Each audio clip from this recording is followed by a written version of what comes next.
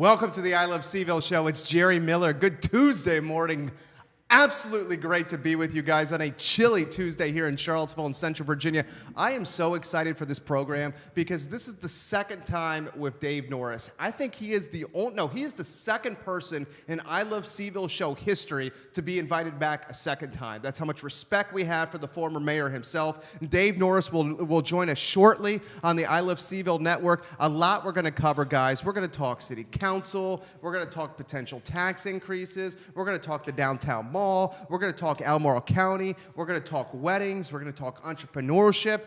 Everything and anything that is positive about the city of Charlottesville, Albemarle County, and Central Virginia will be on our tongues and on our lips. Ladies and gentlemen, I encourage you to like and share the program. We spend a lot of time putting a valuable and very tough piece of content together for you. All I ask is for you to like and share the show. That would mean the world to me. Let's give some love to some of the sponsors that make this program possible. First, the folks at Greenberry's Coffee, Sean and Roxanne Simmons. I'm going to see them at 2:30 today. Husband and wife team 28 years ago, had a dream, some sweat equity, and won a beat-up Honda Civic. They said, you know what? I want to open up a coffee shop in Central Virginia and in Charlottesville, and we're not going to even do just the $1.50 black coffees that you get with dinner. We're going to do lattes, and we're going to sell them for $4. People told them they were crazy. Literally crazy. People from Staples Barbershop were coming into Greenberry's and Barracks Road and said, honey, to Roxanne, you better do something besides coffee because people aren't going to pay $4 for lattes. Well, guess what? It's a global empire now with 34 locations worldwide, Qatar, Japan, Saudi Arabia, soon to open in Portland, Oregon, and it all started here in Charlottesville, and that makes me happy.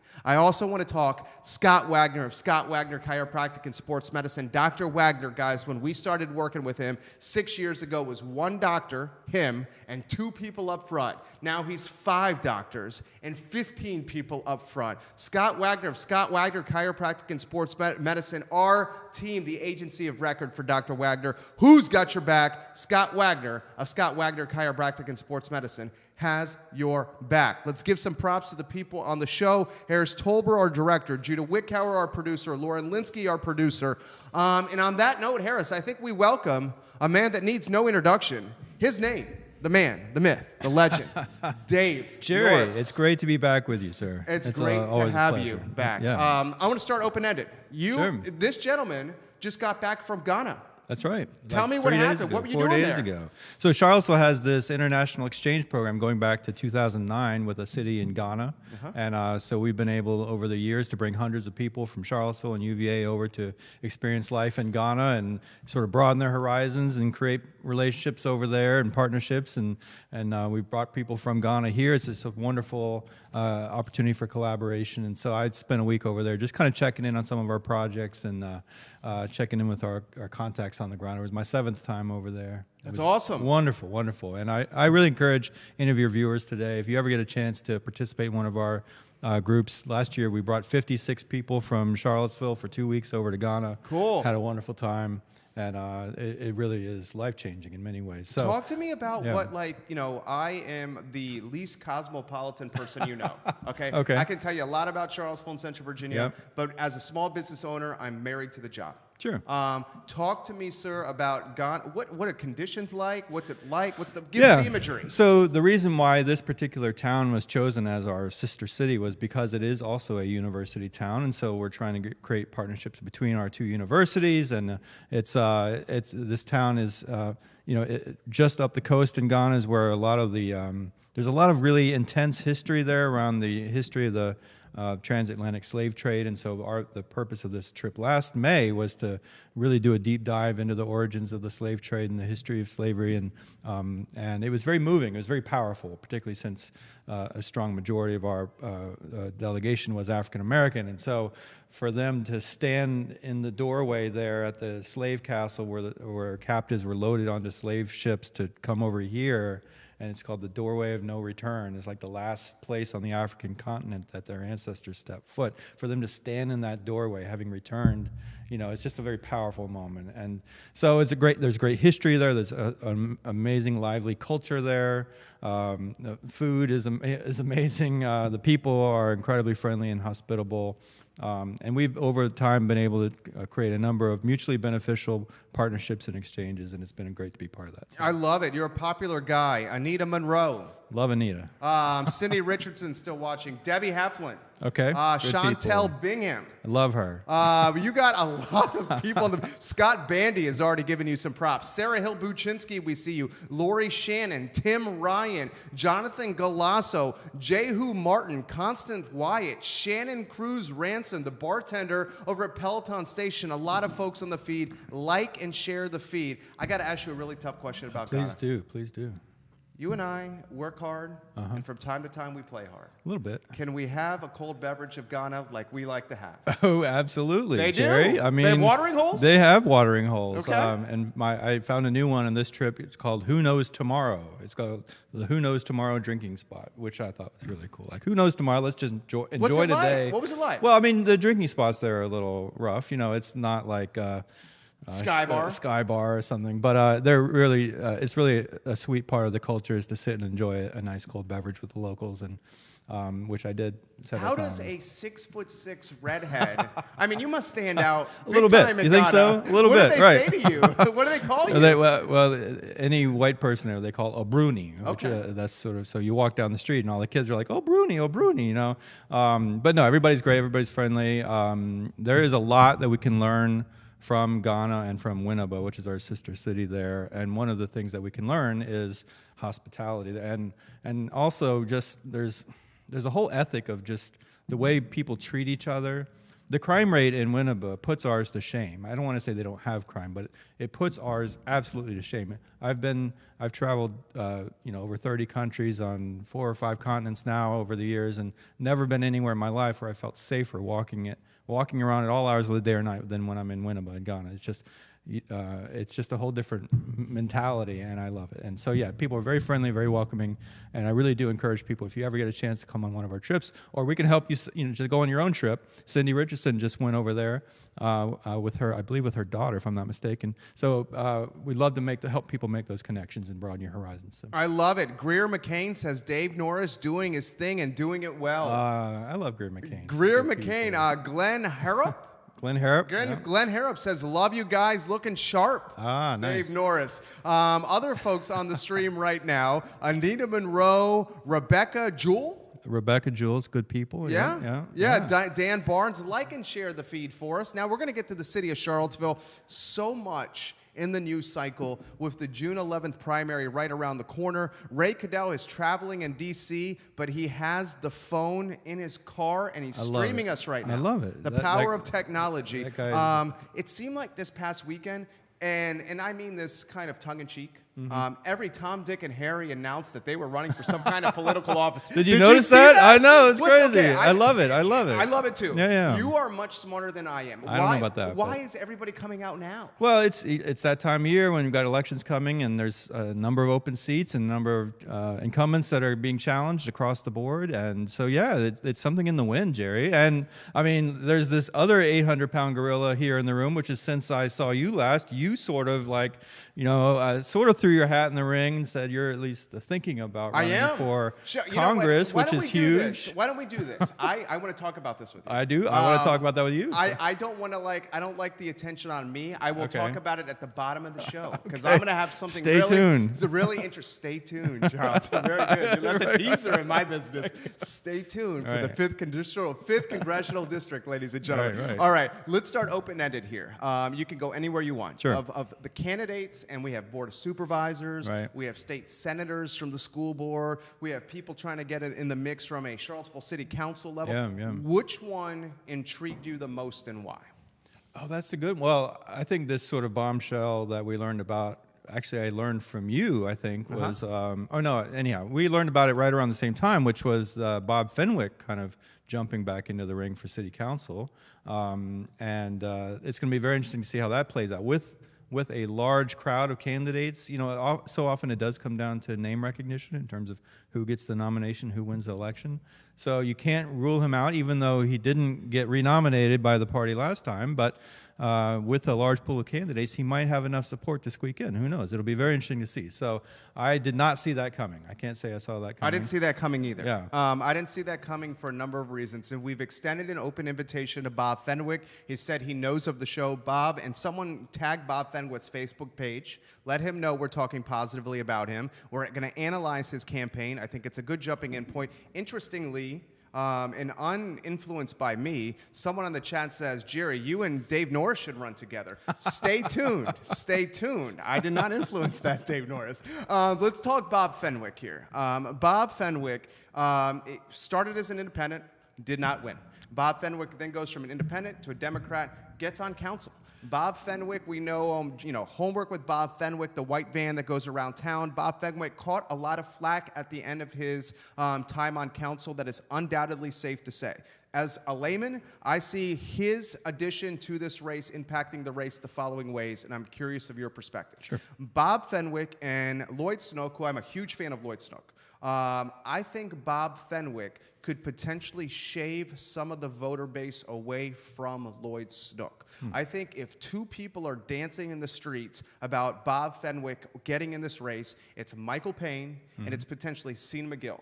I'm not trying to marginalize the other candidates that are in the race, but I think of the candidates that have announced, Sean McGill, Michael Payne, Lloyd Snook are the ones that have the best chances to potentially win. Your thoughts on how Fenwick is impacting this council race? It's a great question. It's funny because having known Bob for years now and having known him when he was really kind of a outsider, if you will, he would probably scoff at the notion that somehow he and Lloyd are cut from the same cloth, because Lloyd was always sort of, or has always sort of been, one of the faces of the Charlottesville Democratic Party. Yeah. Bob was never welcomed and as a member of the inner sanctum of the Charlottesville. More conservative. I wouldn't say he was necessarily conservative. He was just sort of more of a rebel, you know. Okay. And liked to kind of do his own thing, and a lot of his political education came up through this whole debate about the water supply, and he was the guy that was more than anybody pushing the idea of dredging the South Fork Reservoir as opposed to building this giant new dam.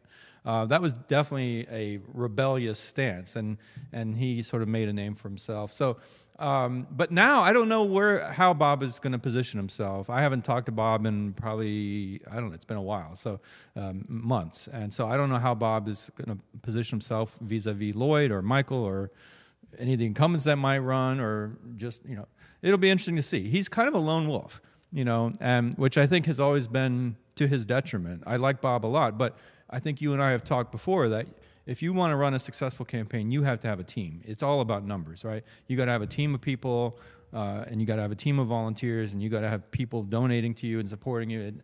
And Bob's always been more of a lone wolf, and so it'll be interesting to see how his campaign takes form. So, Lloyd Snook, interestingly, is seen as the conservative in this race, which is more of an indication, from my standpoint, of the other folks that are running for council, as opposed to an indication of Lloyd Snook himself. Your thoughts on that?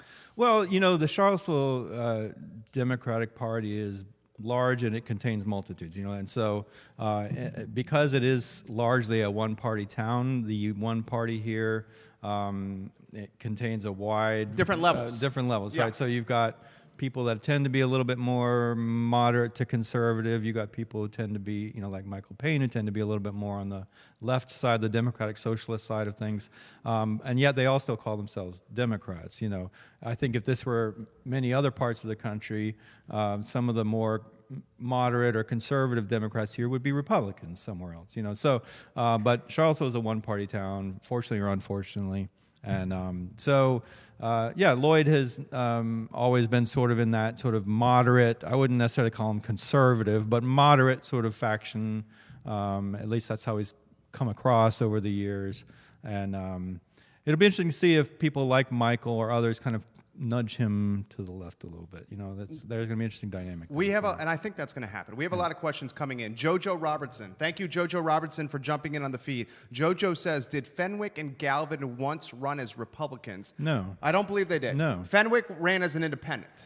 Fenwick ran as an independent. Lost. As I understand, he either sought the Republican Party nomination or was moving in that direction, or some Republicans were hoping he would seek. I don't know but no, he ran as an independent and then lost.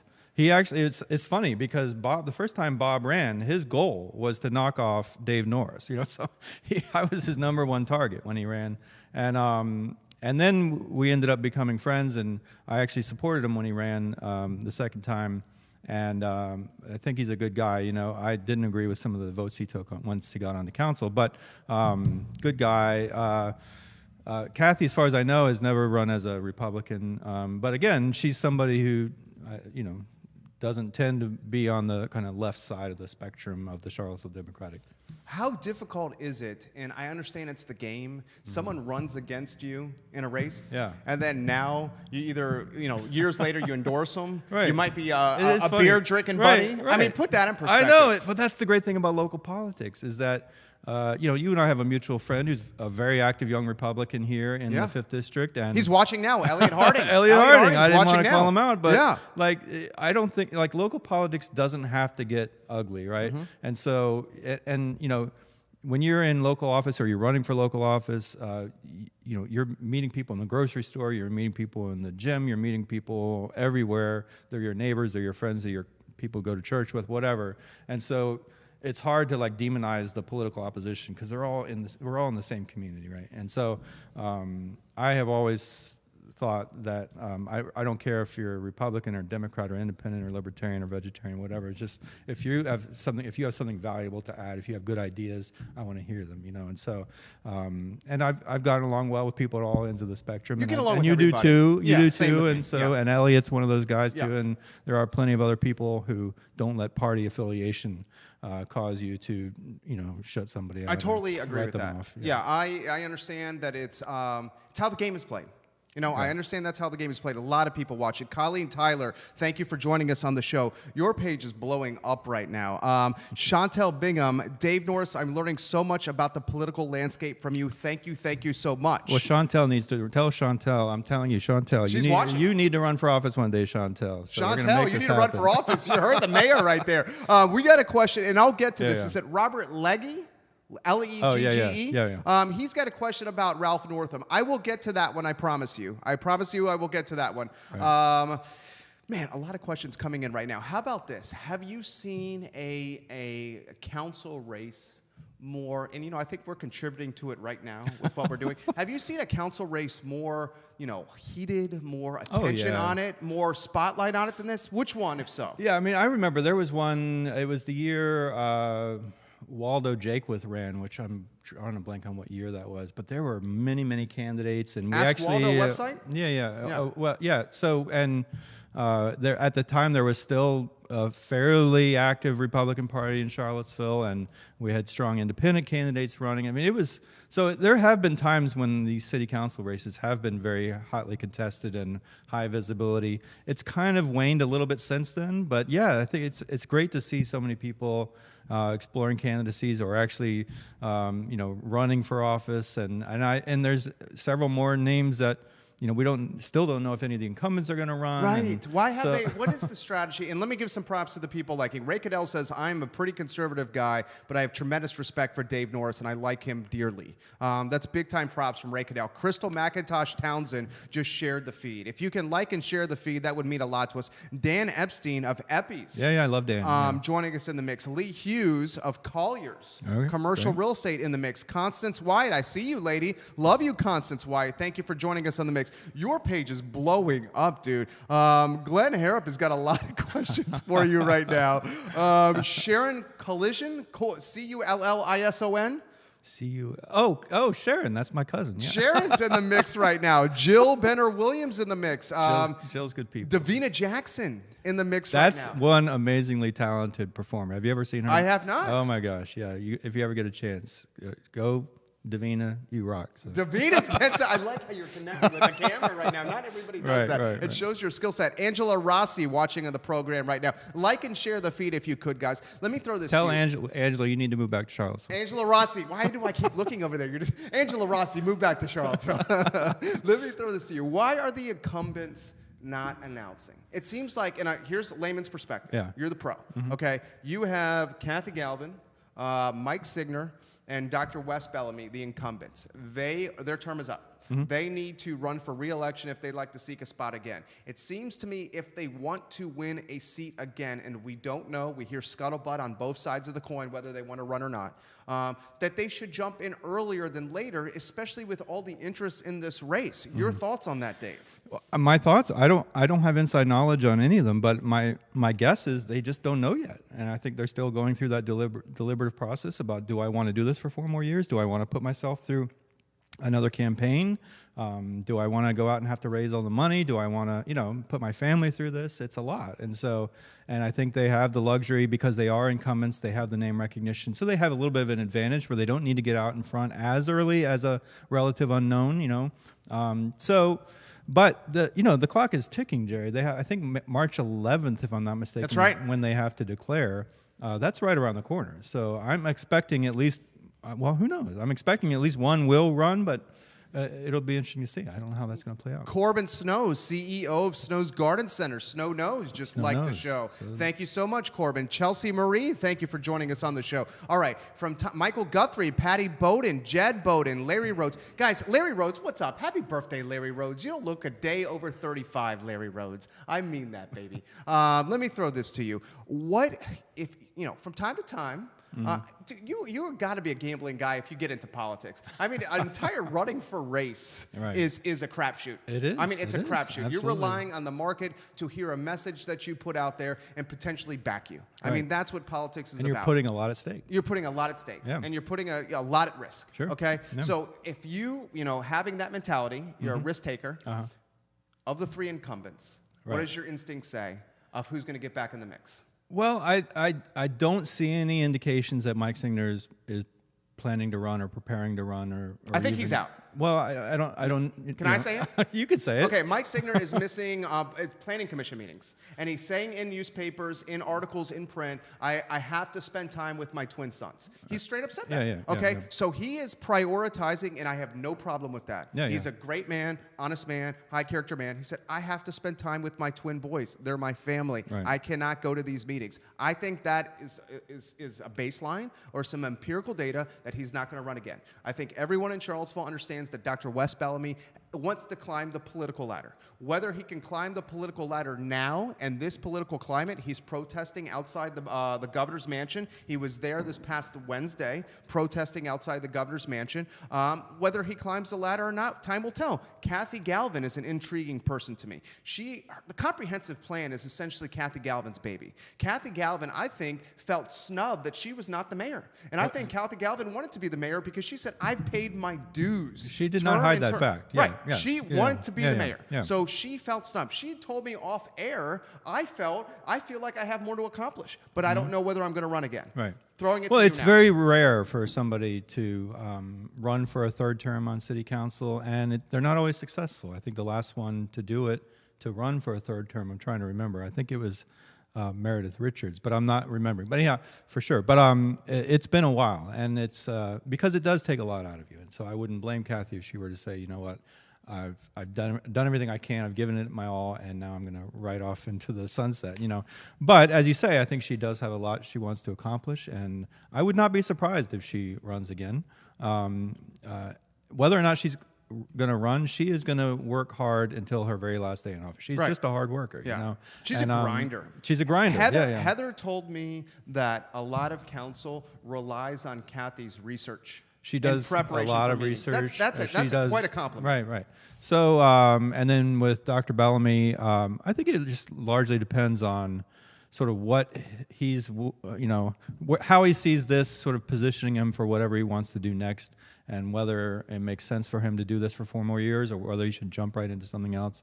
What could he jump into? Not necessarily. I don't necessarily mean other political office, but just other opportunities that might be available to him professionally or otherwise as a leader, as an activist. So I honestly don't know if either of them is going to do it again, and I honestly don't know that they'd get renominated. I mean, it's a wide open race, and there's a lot of people running, and who knows who else may throw their hat in the ring. So it's definitely a crap game, as you said earlier. What do you make of Dr. Bellamy protesting outside the governor's mansion in Richmond? What do you make of him? Second part of the question, what do you make of we touched base about this on Facebook Messenger, about the story in BuzzFeed that went viral about him sending essentially an ultimatum letter to the governor. You are going to do these things, right, or we're going to make your life a living hell. I think he used those terms. We will make your term hell. That was in the letter. It's no hyperbole from Jerry Miller here. He said, you're going to do these things. It was, and I'm paraphrasing here. You know more about this than I do. Offering allocation financially to African-American owned businesses, and other things like that. Right. What are your thoughts about that? Well, I think what some leaders see is an opportunity to exert pressure and to influence Governor Northam, given the fact that he seems to want to hold on to office. And he's not going anywhere. Right. And so they see this as he's been weakened by his own missteps, and he wants to do right, he wants to do good, and he wants to salvage his legacy, right? And so they see an opportunity to take advantage of this moment. They see leverage. Yeah. Right? And so to a certain extent, I get that. And that's the whole game.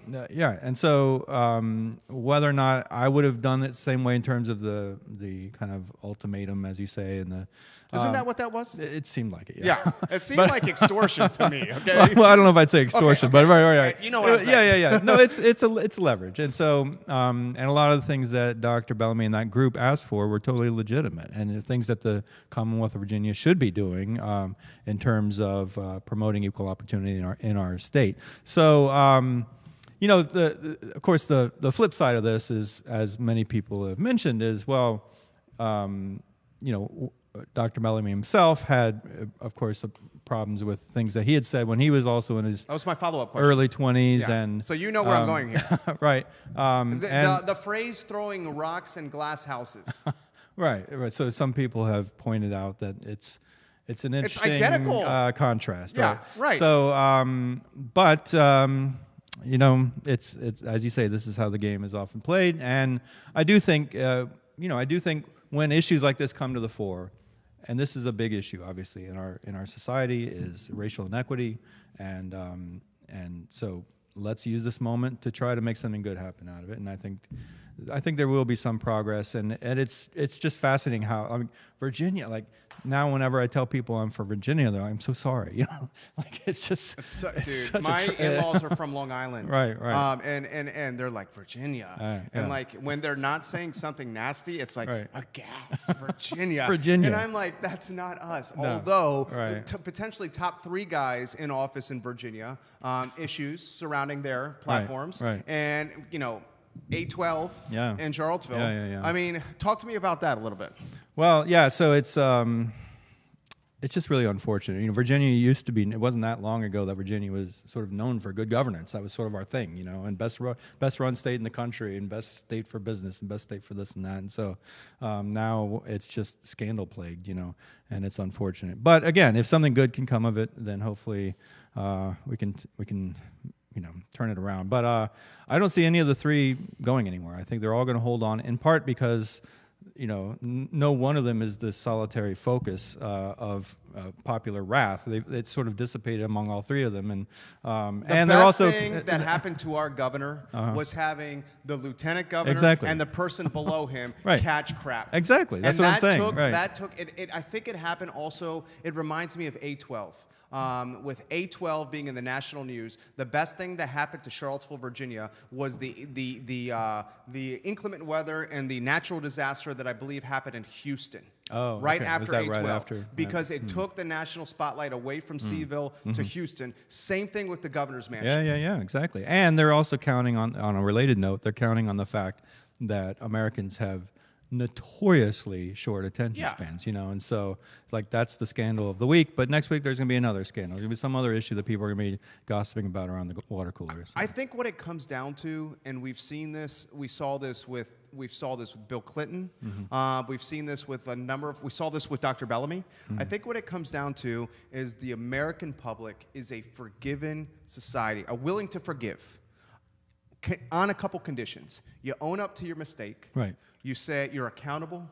You take the heat in the short term, and then you prove to the public that you're willing to make changes that will distance yourself from that past behavior. Show that you've learned from it. Yeah. Show that you're going to be a better person and you're going to use your time left to do good in the world. Yeah. So, and some people have managed that dynamic well. Right. Others have not. Others choose to moonwalk at press conferences. Right. I mean, that was a disaster. What the heck? Did you watch it? I did. I mean, I didn't see it live. But I saw it later on that day, and I was just aghast. Like, not just the moonwalking thing, but just he needed his wife to not moonwalk. She said, "Husband, this is not the appropriate setting." I mean, why does the governor need his wife to tell him that? I know. But to me, the bigger issue there, was the fact that, you know, the first day he said, "I apologize for having chosen to be in that picture," and then the next day he says, "That wasn't me in that picture." You know, it's like those two things can't both be true. You know, and so get your story straight from the beginning. He had 35 years to to explain this thing away. You know, and blew it and showed a real, I think, deficiency in leadership and credibility. And we need our governor to be a credible leader. So you think he should step down? He should resign? I thought at the time he should, but I don't think he will. He's not going to. You kind of sidestepped that answer right there. Well, I think at this point, you know, I wish we had. I wish he had stepped down, and at this point, since it doesn't seem to be happening, I think the best we can do is try to make something good of it. Move but forward. It's going to be a long 3 years. Yeah, it's going to be. Yeah.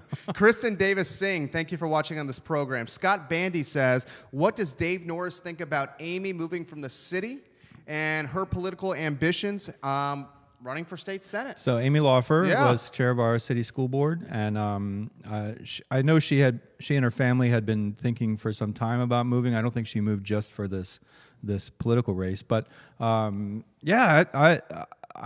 think she certainly has a real shot at the Democratic nomination. She has already been involved on statewide things. She started the statewide Emily's List, I believe it was, or the statewide women's PAC or whatever it was called, and has been active. She, and she grew up on a farm in Wisconsin, so she can talk to farmers. And a lot of that district is rural. She's approachable. Yeah. She's smart. Yeah. People know of her track record as an educator. So I think she will probably relatively handily win that Democratic nomination. But it's a gerrymandered district, you know, and the Republicans have an advantage. But Spanberger won that district.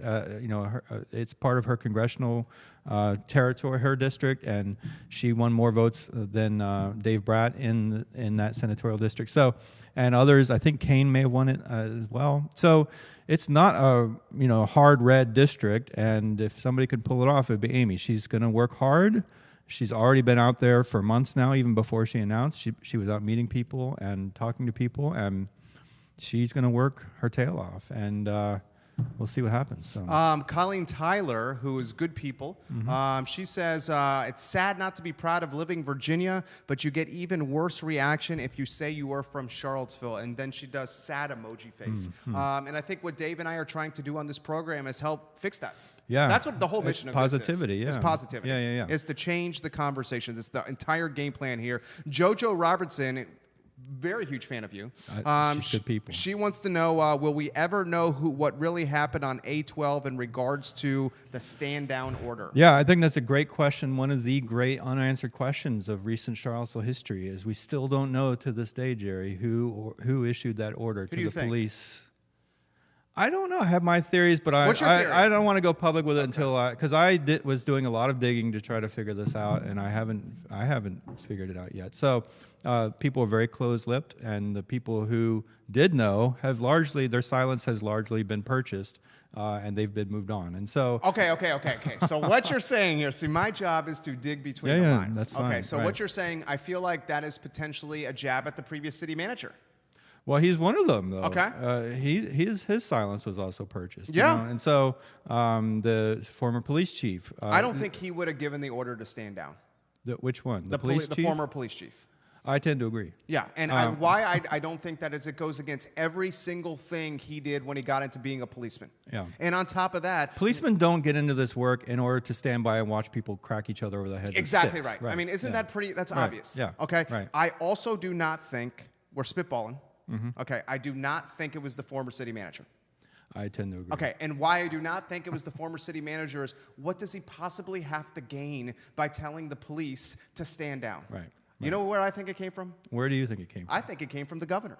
That's not. You are not alone in that. Okay. I have friends who are absolutely convinced that came from the governor. It's strategic. But the thing is, I still don't. I don't know. I'm not. No, convinced. come on now. I don't. Because the governor doesn't tend to exercise operational control over the Charlottesville Police Department. You know, and so, and clearly there was a command decision made somewhere, and maybe it was the governor. I found it interesting and frankly disturbing The book? that the governor McAuliffe is now coming out with a book talking about his leadership in Charlottesville. Right.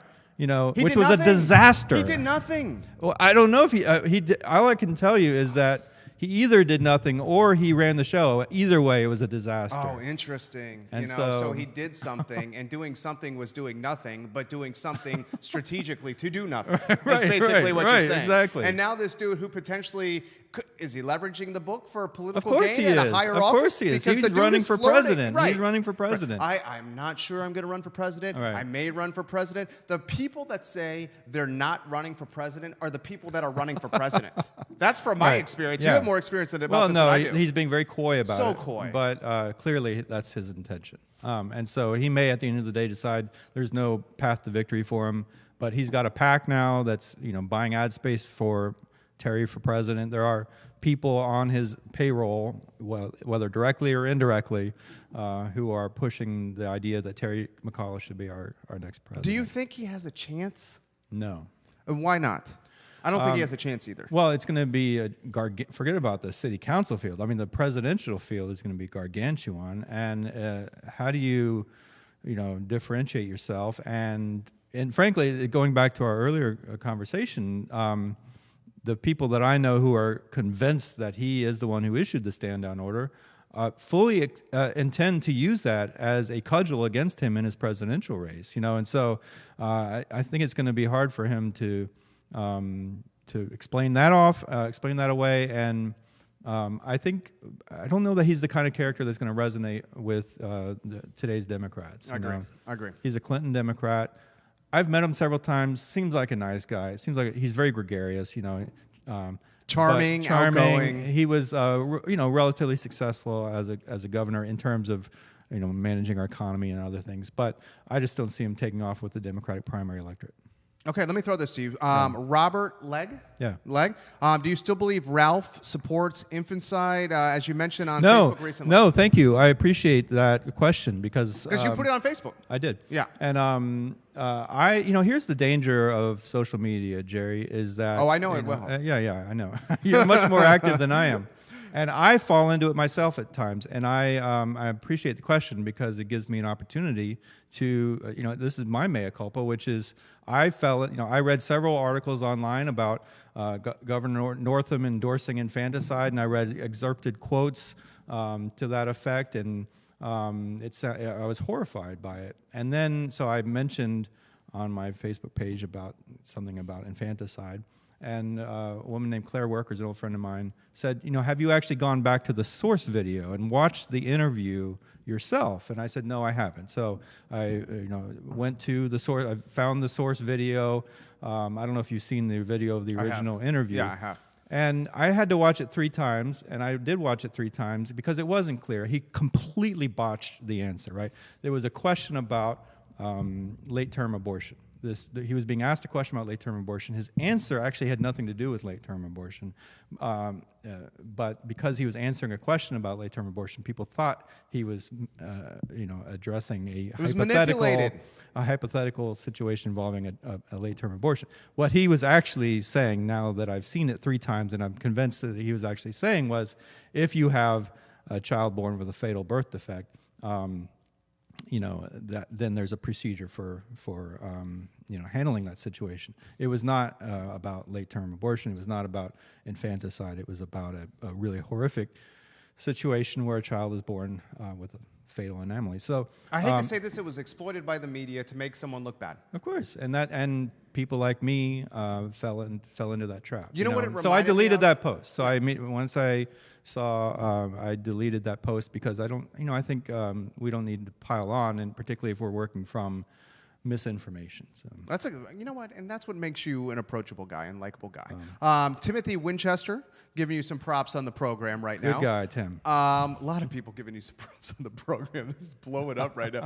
Wanda Johnson giving you some props on the program right now. Wanda Johnson. Yeah. I'm sorry, Wanda Johnson. Wanda is another one needs to run for city council. Wanda Johnson, get in the ring. I mean, hey, Wanda. We have 7 people now. Let's get 8 in here, baby. Let's get 8 in here. You know what it reminded me of? It reminded me of the story that went viral on social media with the private school teenagers and the Native Americans. Right. And immediately, everyone jumped on the bandwagon, calling the schools, doxing the kids. And it turned out that the video ended up being manipulated by the Native American group to be used to their advantage. That's what it reminded me of. Yeah, I mean, I think the key lesson here is we all need to take a deep breath whenever we see something in social media and really go to the source if we can, and not just believe what we read, and it's tempting to jump on the bandwagon but there's always more to the story.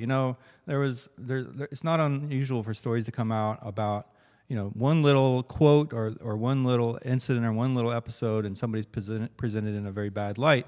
But if people know the totality of their life and the totality of their contributions to society, hopefully they would respond differently. Good answer right there. Joe Sanford, Monticello High School graduate, quarterback Joe Sanford. Nothing but love for you, Joey Sanford. Thank you for watching, sir. Caitlin Michelle Lewis, I'm about to break some news. Oh, really? I just got a inside text from City Hall. No kidding. That's how I'm going to leave it. You have connections. I do have connections. And you know why I have connections? Is because I have an approachable setting as opposed to a gotcha setting. Right. Like print No, and TV. of course, yeah. Okay, so it's about, so here's the breaking news here. Breaking news. The tax increase topic was supposed to be on the agenda tonight. Okay. That has since been removed today. Huh. Adam Healy was going to organize a group with talking points to help state the position of why tax increases is not the way to go. However, Albemarle County has asked him to stand down. He has a CACVB board meeting on Thursday, so perhaps this will change. I believe he is the best person to present with Chamber, DBAC, the Virginia Tourism Lodging and Restaurant Group. I can't really give good advice as I am no longer understanding the process. People talking as their own to city council members who have also called me believe the lodging tax will pass, the meals tax will not pass, and that $6 million tax increase will get the affordable housing fund where they want it. Welcome home. Jump in, Jerry. From City Hall. From City Hall. Interesting. Okay. How does something that is supposed to... You were the mayor. I used to the be. mayor sets the agenda, am I right? That's correct. Okay. Something that was supposed to be on the agenda can be removed from Absolutely. the agenda It's not, this late in time? It can be removed during the meeting. I mean, you can, and that's not uncommon. So Mayor Walker, who's the mayor... Right. This is breaking news right here. Yeah. Mayor Walker chooses... And I'm being straight shooter here. Mayor Walker has chosen to take the meals tax, the lodging tax, and the real estate tax increase topic off the council agenda for tonight's meeting. I've made that go viral on social media. You've seen that. Yeah. What do you make of this? Well, first of all, it's not necessarily the mayor because if three councilors can override the mayor on I did not know an agenda item. So if three councilors say we either want something on the agenda or we want something taken off the agenda, they can override the mayor. That's not totally uncommon. Okay. It's rare, but so I don't know. You know, there might be other reasons, but my sense is there has been some pushback to the proposed tax increases.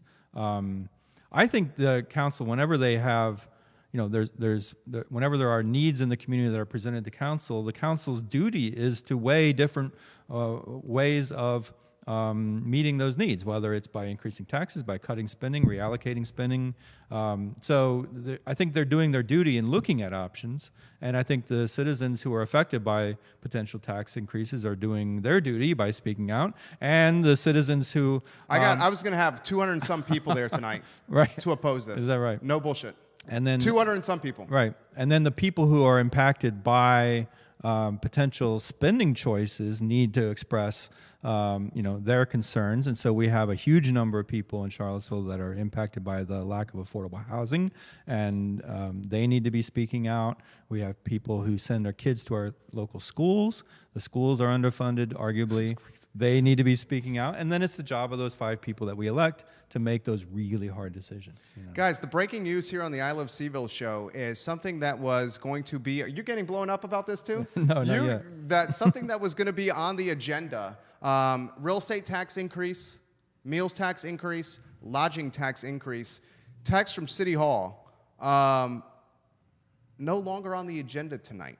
And I just learned from the former mayor himself that there's 2 ways something can be removed from the agenda.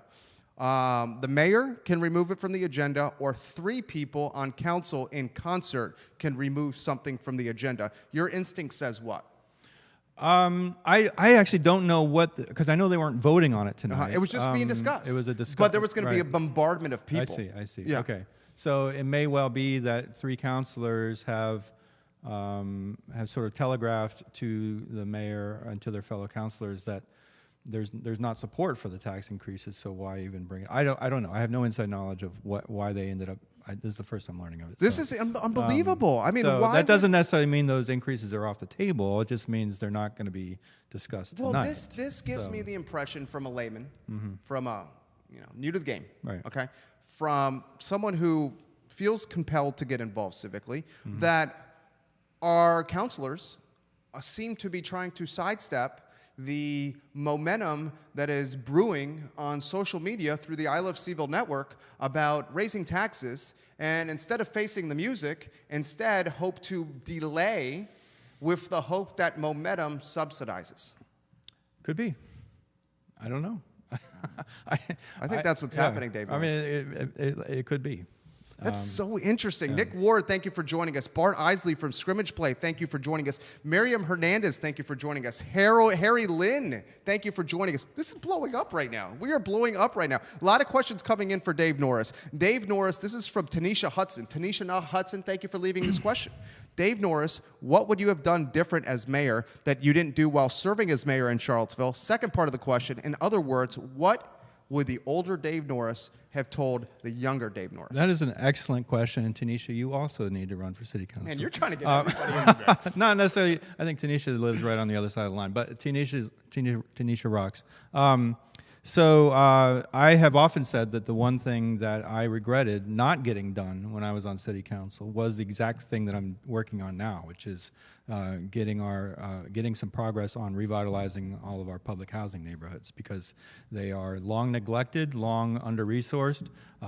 It's a shame that we have not invested in those neighborhoods the way that we should have, and I regret the fact that I did not get enough done in terms of working on improving the quality and the quantity of affordable and public housing in Charlottesville. So I have this great opportunity now through my current position to help pull some of those pieces together and actually get it done. So I feel like I'm kind of making up for one thing that I didn't get done. But that was how I would answer that question. I got more texts coming in on this.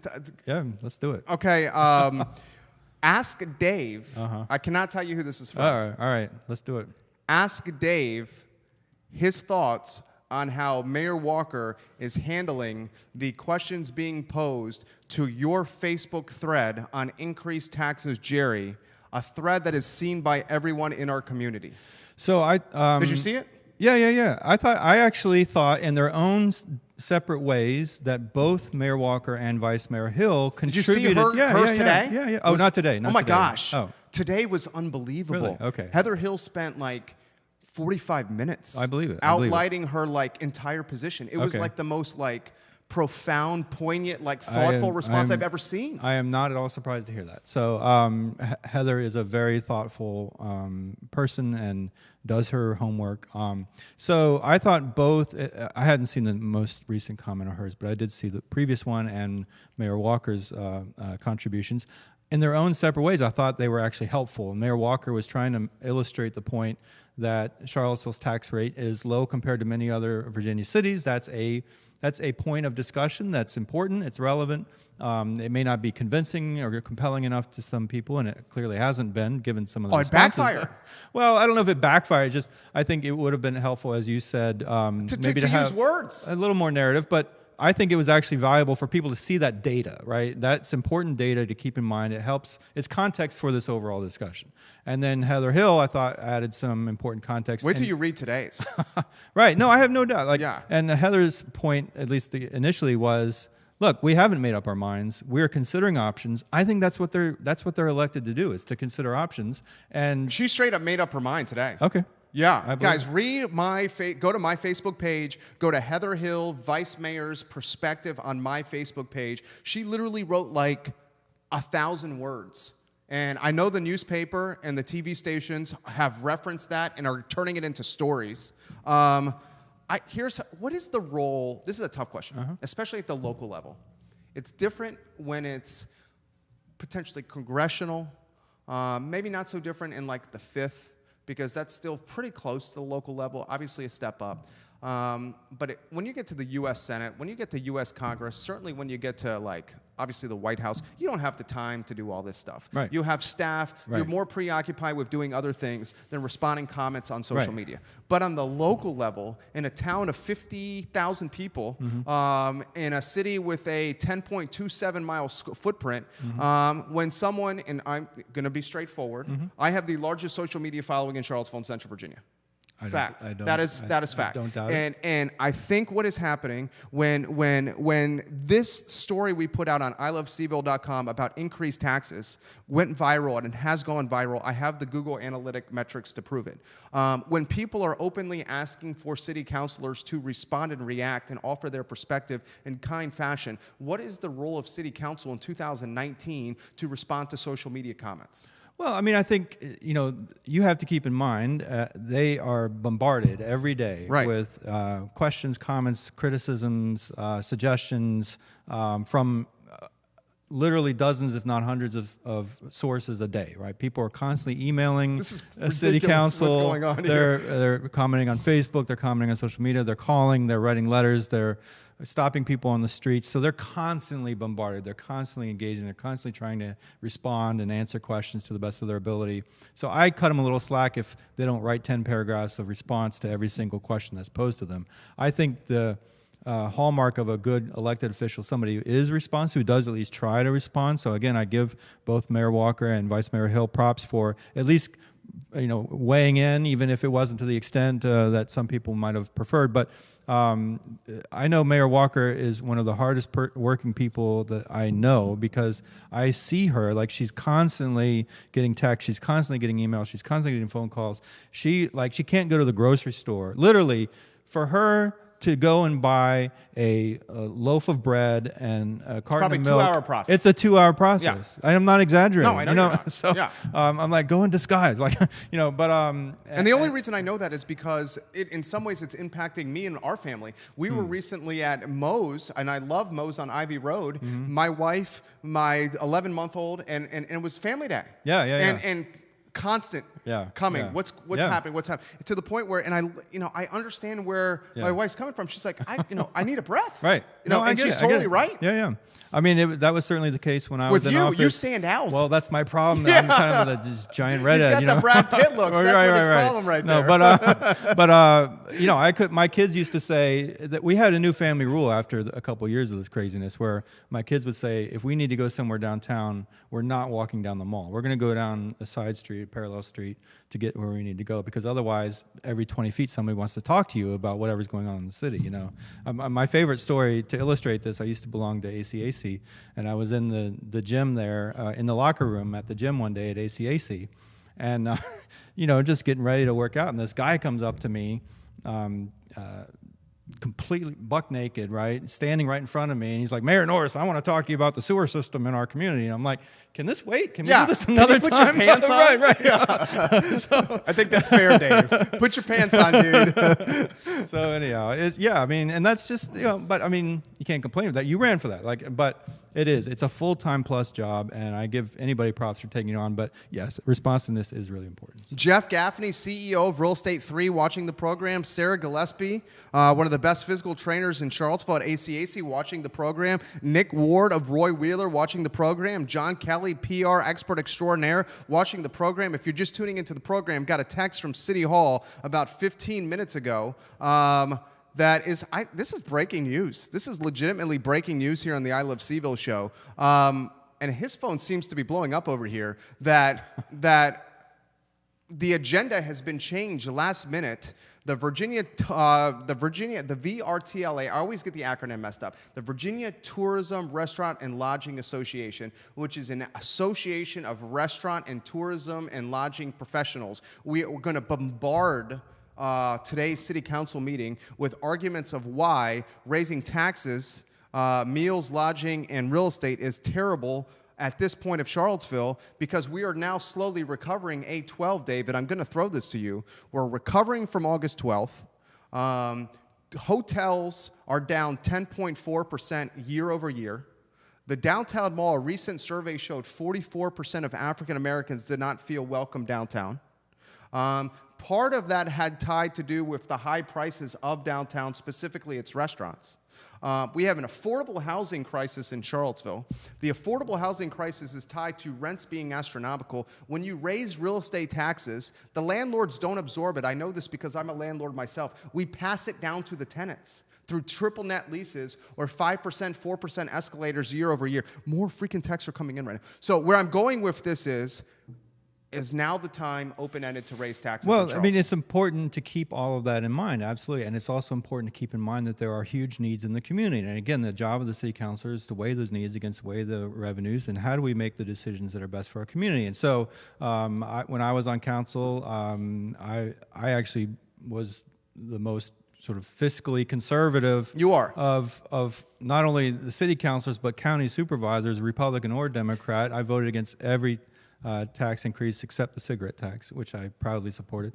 But I do think we have these huge unmet or undermet needs in the community, and housing's one. The schools, we learned recently about attrition in the police department because of low salaries. We need to look at salaries for our police and our fire. So there are a lot of needs out there that are unmet, and so the job of the councilors is to figure that out. What's that best mix of revenues and expenditures that's going to help our community move forward? You absolutely have to think about how tax increases are going to filter down and impact the cost of housing. Having said that, there are other factors that are much more important to the cost of housing than taxes. I mean, taxes is a piece of it, certainly a piece of it, but there is a lot that goes into driving up the cost of housing. Land prices, which again, all are affected by taxes, but a lot of it has to do with supply and demand. It has to do with the unavailability of truly affordable housing, intentionally built affordable housing.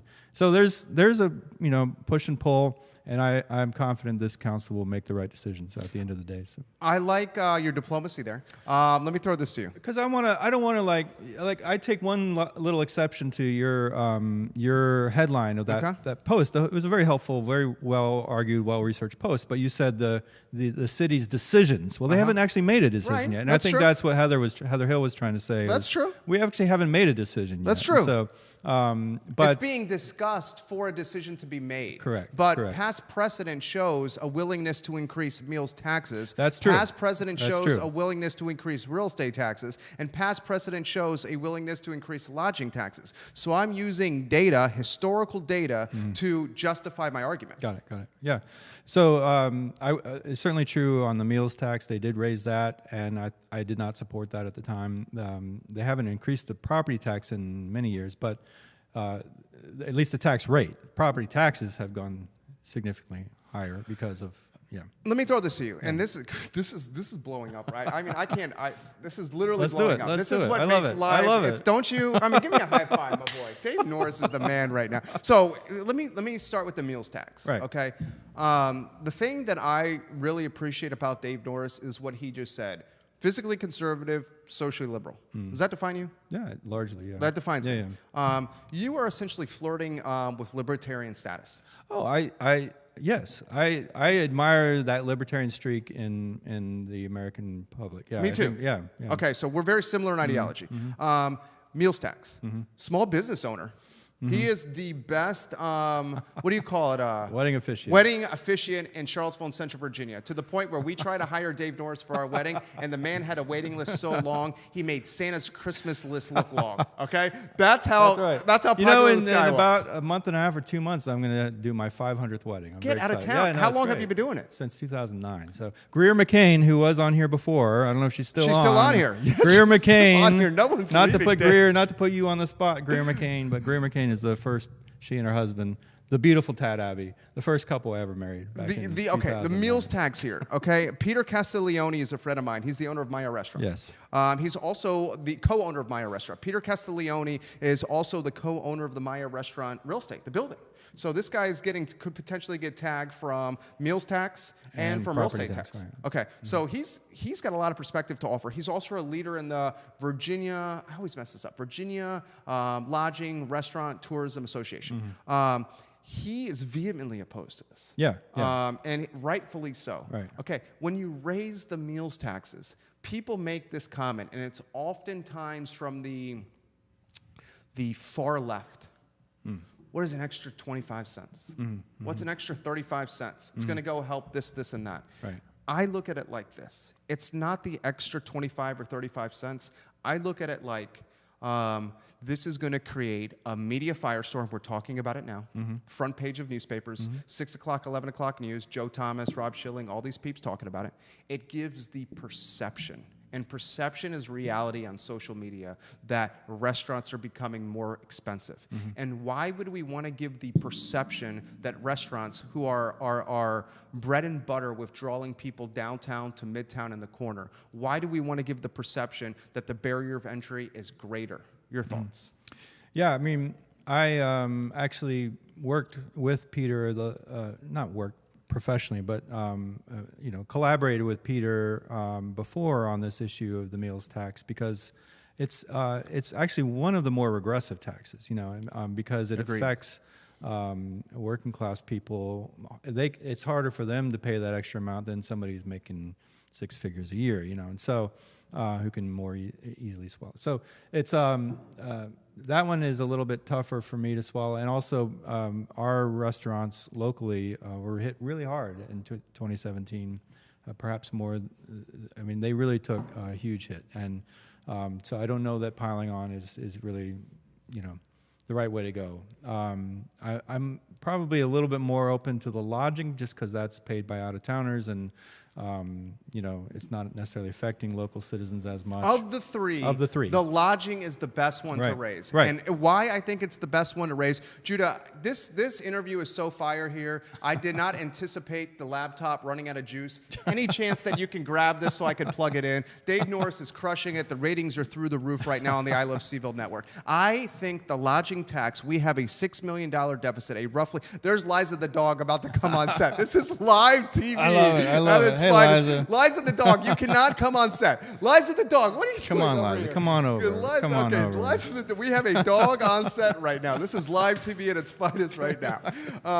You love this, don't you? Well, it's great. It's good stuff.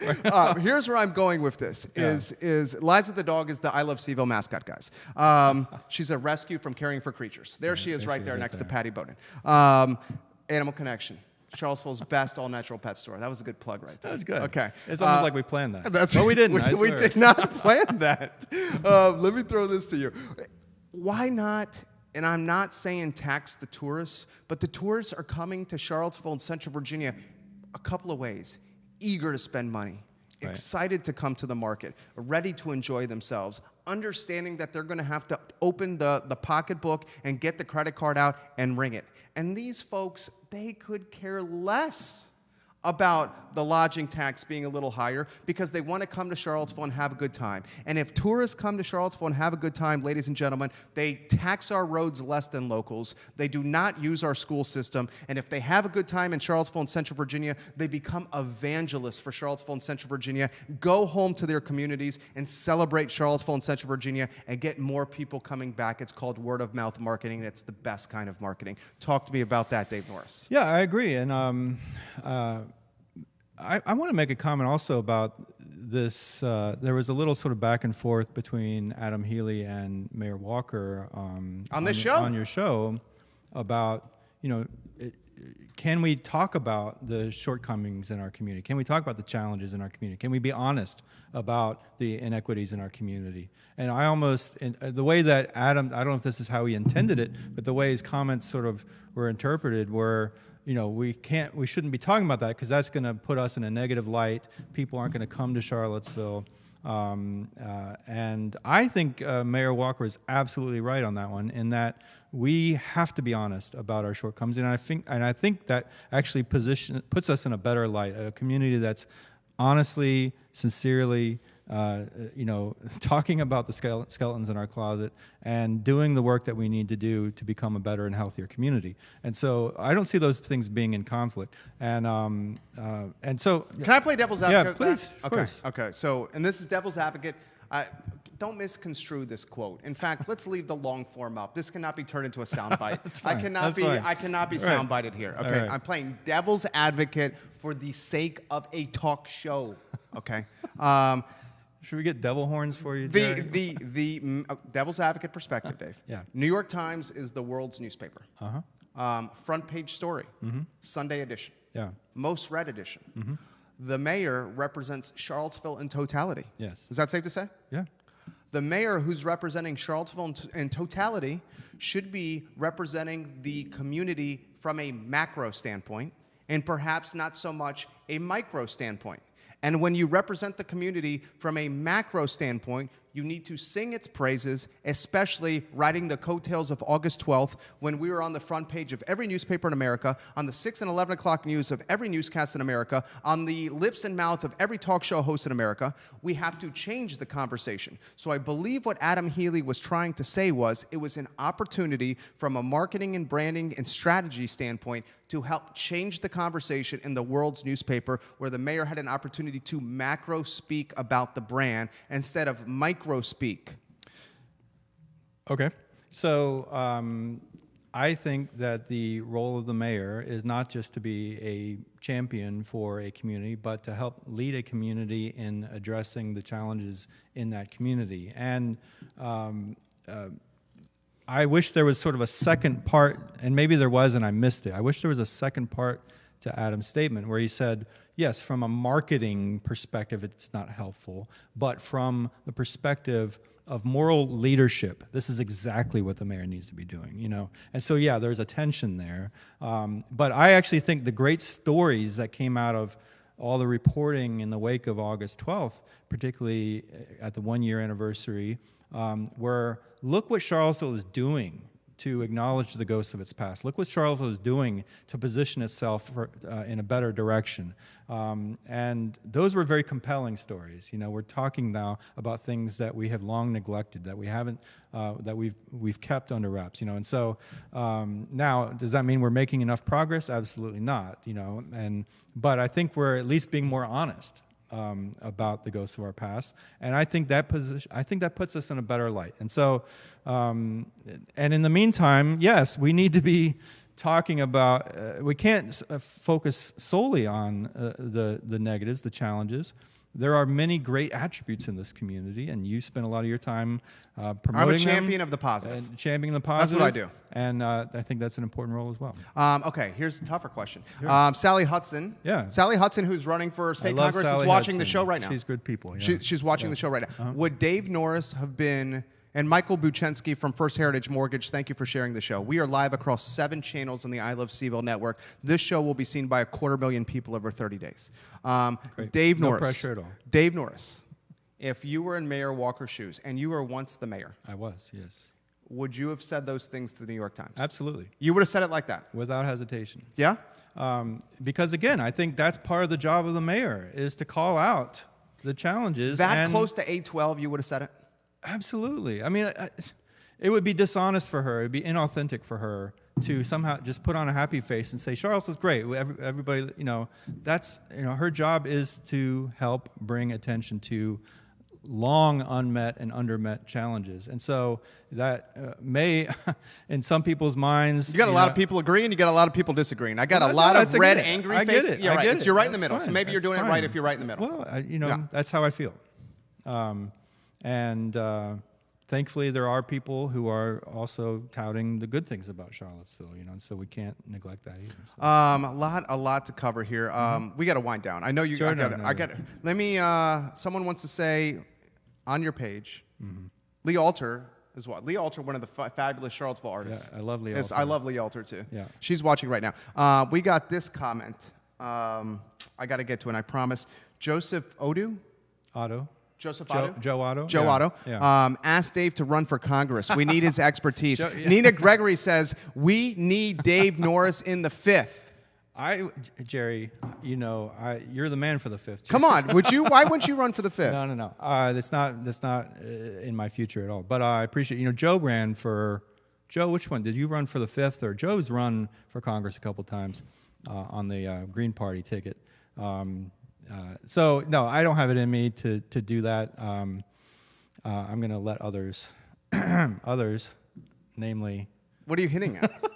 What are you hinting at? I mean, just let others put the white elephant in the room. What are you hinting at? Yeah. Let me ask you this: who is the Democratic? So the incumbent. Let's be honest. The incumbent is Denver Riggleman. Yeah. Denver Riggleman is undoubtedly going to run again. I think that's safe to say. I would assume so. Yeah, I think Denver Riggleman, after talking with folks that we know, leave it at that, has aspirations of being potentially the governor. Is that right? Yes. Well, he did run for the Republican nomination for governor. That's right. Yeah. And he made his, he filed the paperwork. I believe the dates were December 16th. And by the following March 11th, he withdrew. That's right. So it was kind of a Bush League run. It was that's safe to say, Bush League. Sure. Okay, so Denver Riggleman has aspirations of being the governor. He's not going to parlay a one-term 5th race, a one-term 5th win, to being the governor. So I think this dude is going to run for the 5th again. The Democrats championed Leslie Coburn. Yeah. Excuse me. I always mess her last name up. Leslie, to all her... I'm playing this the right way. Leslie, to all her strengths, well-spoken, connected in certain high-revenue and affluent circles, raised a lot journalists, raised a ton of freaking money, especially for a 5th race. Yep. She did not have the skill set of being sleeves rolled up, approachable person who could appeal to the Lynchburg metropolitan area, the Danville metropolitan area, to appeal to the Republicans that she had to shave the base from Riggleman from. Absolutely. Is that fair? I think that's played out by the data. Yes. That's played out by the data. Yeah. Okay. So we saw what happened with her. The Democrats potentially have, educate me, the person who ran against her in the primary and lost. There were several. Okay, but the Yeah. guy, who's the gentleman? I'm drawing a blank on his name. That's going to run again potentially. Ben Cullup Okay. had run against her. Uh-huh. And then it was weird, Jerry, because on election night, in her concession speech, she said, and by the way, I'm endorsing Ben Cullup 2 years from now for this race. So I don't know if that was just sort of a throwaway line that she was saying for, good humor, or whether she actually meant it. So I don't know Ben Cullup. I've never actually met Ben Cullup, but I don't know if he's planning to run again, but apparently he has her endorsement. I don't know. Andrew Sneathern put in a really good run. That's who I supported. Who's running again in the 5th this time? I don't know. I think Cullup's going to run again. Well, that's what I'm hearing, but that's what I'm hearing too. Yeah. I think that's pretty much common knowledge now. Okay. The Democratic Party, their best shot at beating an entrenched, essentially a libertarian in Denver Riggleman, is a gentleman that could not win the primary, a gentleman that lost to Leslie, who got beat like a drum by Denver. Does it make sense that the Democratic Party is going to champion a guy that couldn't even get the primary? And then now he's going to go against a dude like Riggleman, who's the incumbent. Right. Do you understand the odds of this dude beating Riggleman? Yeah. I would say... Are you talking about Cullup? Yeah. Yeah. I would say next to none. I don't see that as a path to victory. I don't see Do you that. agree? Yeah, I don't see it. So if the Democratic Party, and the 5th means a lot to the Democratic Party. Right. Okay. If the Democratic Party has any hopes at all of winning the 5th, they got the wrong horse in the field. If that's who they're counting on, yeah. I mean, but it's still a little early, but there are other people that are like exploring it, and so I hope the Democratic Party, as a fellow Democrat, I hope they learn their lessons. I hope to God they learn their lesson, right? Right. Because right. what is the saying?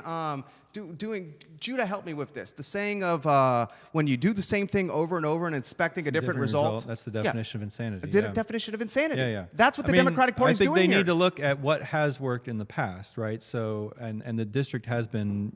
Tom Perriello's an anomaly. That's where I'm going with it. That's an anomaly. Well, it is and it isn't. I mean, part of the problem is that the district has been made even more Republican by gerrymandering since he won. But he ran the race of a lifetime, and pulled it off. And it was a narrow victory, but it was a victory in a red district. And so by a blue candidate. So Tom Perriello is somebody I think, I don't know that I don't know that he would run again, but he would not run again. Somebody of that ilk, somebody who's got the energy, somebody who can communicate and connect with people throughout the district, somebody who has access to money, somebody, there's a certain set of factors that have to come together, but you absolutely have to be able to connect with people in Danville and in Campbell County, and Lynchburg area. And you have to shave some County. votes from Nelson. You have to. Yeah. I mean, there's just no way that it's such a red district because of gerrymandering.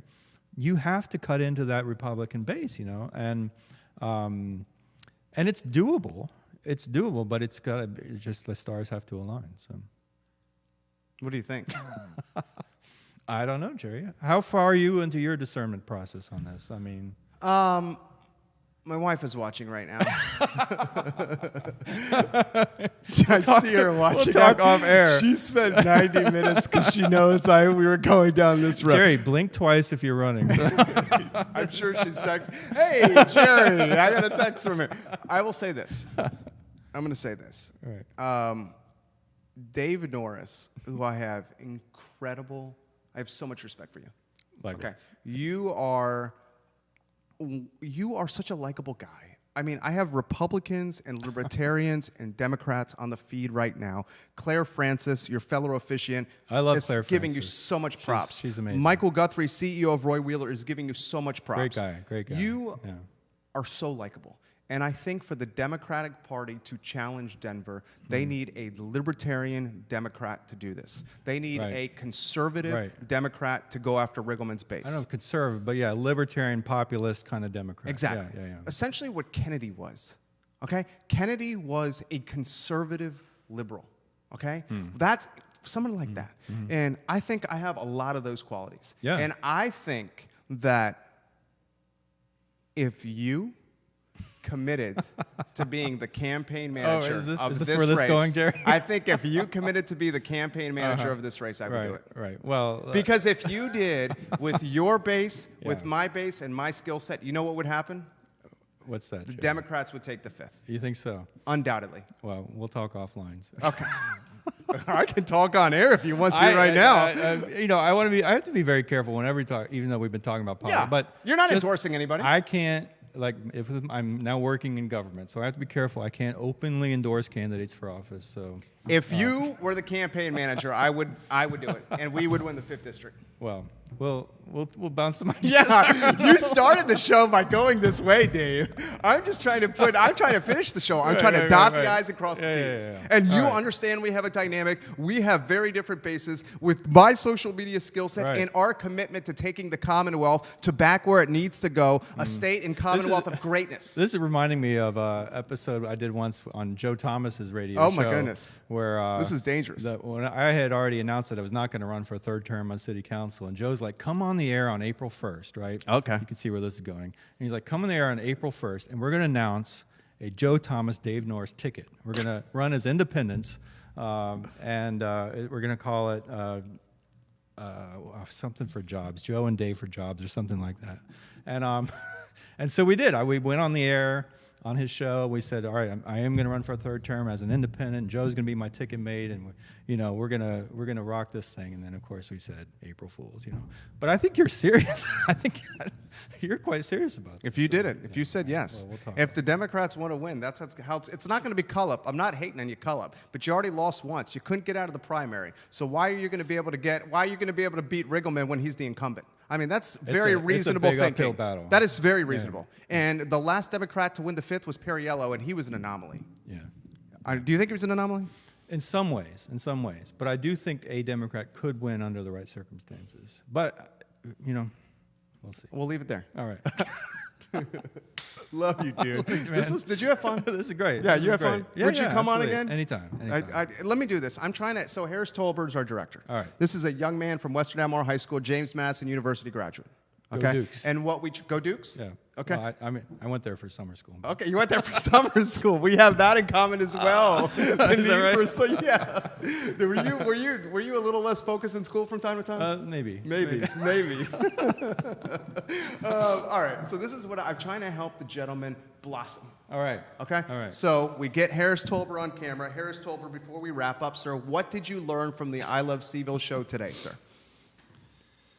Jerry, whenever Mayor Norris comes on the show, I learn a lot about the political atmosphere. And I think that early on, you all both mentioned that there are many competitors in running for office.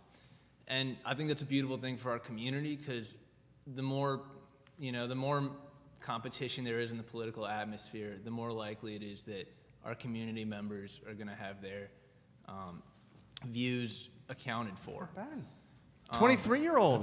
That's a sizzle reel right That's there. a Dave Norris. Harris, put that on the sizzle reel. That's what Michael Dave Norris, that was so good. You were so good at this. I had You fun. were I had so fun. good at this. All right, we got to close the show. We close the program the same way every time, ladies and gentlemen. We truly, truly appreciate your time on this program. Thank you for joining us on the I Love CVille show. I close the same way. Charlottesville, Virginia. Albemarle County, Virginia, Nelson County, Virginia, Louisa County, Virginia, Central Virginia in totality, the 5th District in totality. Please be good to each other. Please embody the golden rule. And if you embody the golden rule, we will be a better place. Tomorrow is going to be a great show. We have the Smiths from Roy Wheeler joining us. I cannot wait for tomorrow's show, 12:30 on the I Love CVille Network. I hope you enjoyed today's program as much as I did. Take care. Thank you, Jerry. Did you have fun? Absolutely. Mics are still That's hot. great. No, that's good. That's good. Hey, I'm glad you're doing that show on the wedding industry, by the way. That's going to be a great show. Yeah. Yeah. Ferriello, And then Schoenberg. Yeah. That's going to be great. And so the concept is to put in spotlight what is going down with the limitations. Yeah. Good. I've invited every board of supervisor on the show. Really? Nobody will come.